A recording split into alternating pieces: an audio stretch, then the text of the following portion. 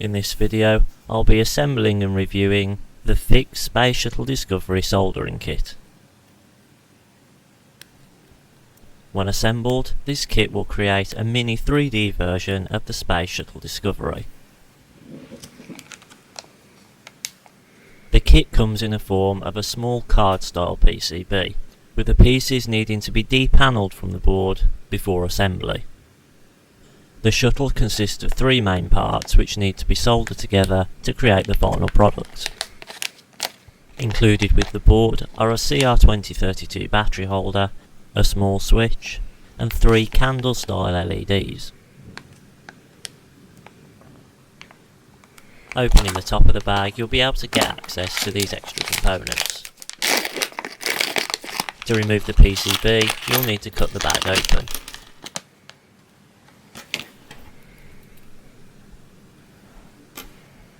To assemble the board, you will need a soldering iron and some solder, which are not included.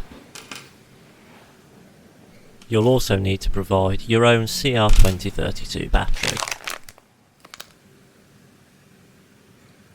If we take a closer look at the shuttle, you can see there's some very nice detailing on the shuttle body. The logos in particular stand out with the metal exposed. There's also a nice textured finish to each part due to the use of a hatch pattern for the traces in the board. So I'm going to get this board depanelled. I'll assemble the kit and we'll see what the final product looks like.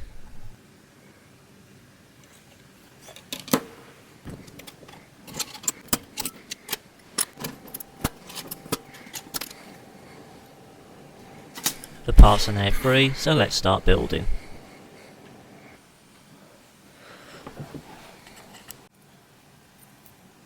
The first step is to solder the battery holder onto the base. If you take a closer look at the base, you'll notice this little plus symbol in the corner, and you'll need to match this up to the plus symbol on the battery holder. If we hold them together, you'll see that the two symbols should line up. Once you're happy with how it's positioned, apply a little bit of solder onto the one side just to tack it down, which will make soldering the other side easier.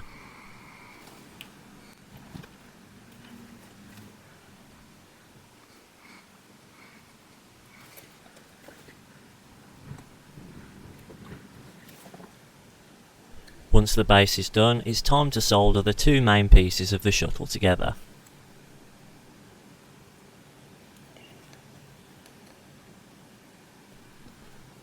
If you slot the pieces together, you'll notice these two metal pads underneath, which we'll need to bridge with some solder. This will both connect the LEDs and hold the parts in place.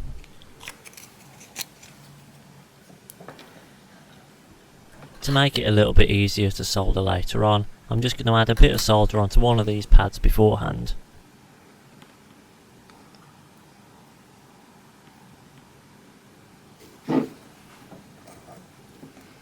To solder this part, ideally you need some kind of clamp to be able to hold the pieces while you solder them.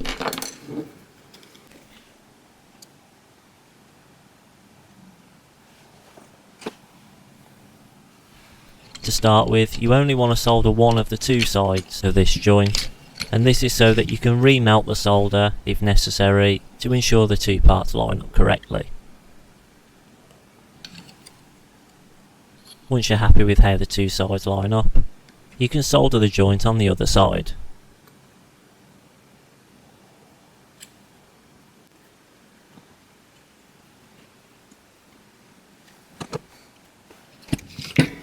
If you see any brown residue on your solder joints, you can clean this off using IPA or something similar. Next, we'll solder the LEDs onto the shuttle body.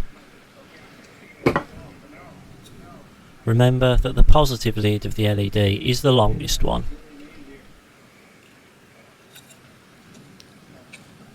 As with the battery holder, you'll notice a little plus symbol next to where the positive lead needs to be fitted.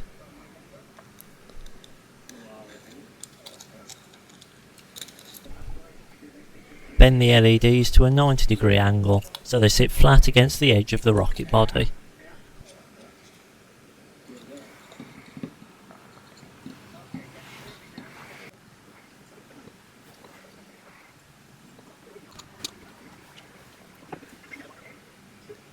and repeat this for all 3 LEDs.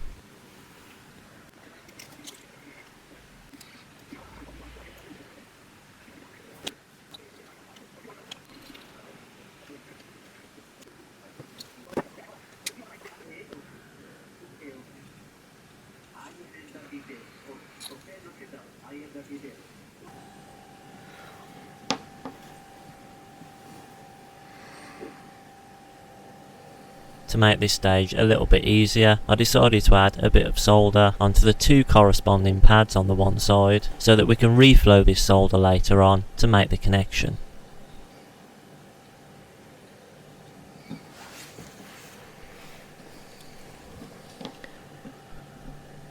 Aligning this piece is probably the trickiest part of the build, so you'll want to remelt the solder on this side and adjust the angle of the connection until you're happy.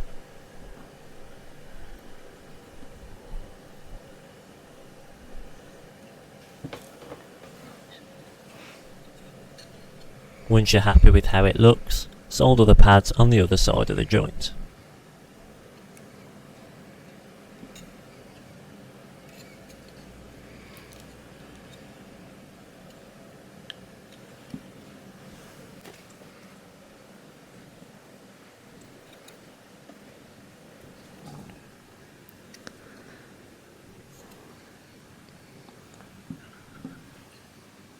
The final piece I need to solder is the little switch which goes onto the bottom of the base. You can hold it in place and just add a little bit of solder onto one of the pins, which will then hold the part for you to solder the rest of them.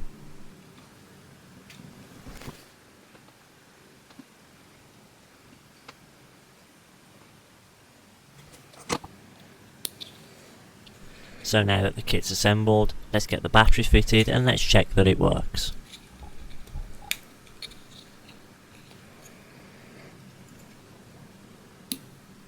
And there is our fully assembled Space Shuttle Discovery 3D model. It's only a small model, it's around 6 cm in height and 8 cm in length, but it looks great on a shelf, especially when the LEDs are turned on.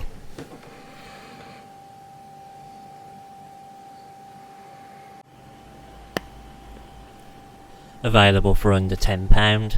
Overall, this kit will make a nice little gift for someone that's interested in soldering, and it's easy enough to put together that it'll be suitable for people just getting into this kind of hobby. With adult supervision, it should also be suitable for younger people that are just starting to solder for the first time. If you're interested, you can find a link to purchase this kit in the description. This is not an affiliate link, but it is the company I purchased the kit from. I hope you like this video, thank you very much for watching, and be sure to stick around for the next one.